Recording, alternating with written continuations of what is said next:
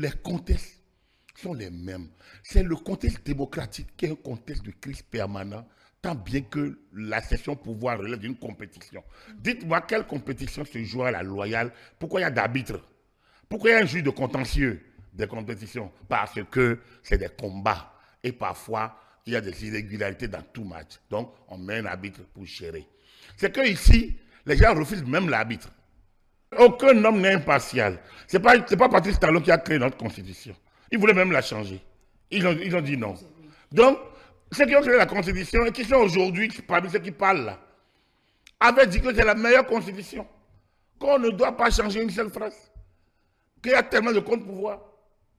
Et ils se rendent compte des limites. Patrice Talon a déjà taillé cette constitution. Il a déjà décrypté.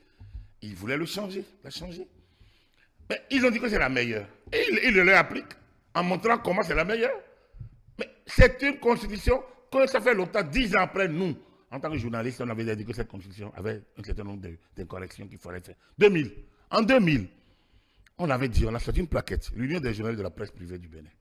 Mais les patrons, les grands tenanciers du droit disent que c'est la meilleure constitution.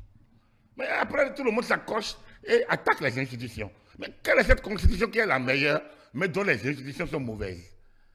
Il y a quand même il y a quelque chose qui ne tourne pas. On veut une chose son contraire.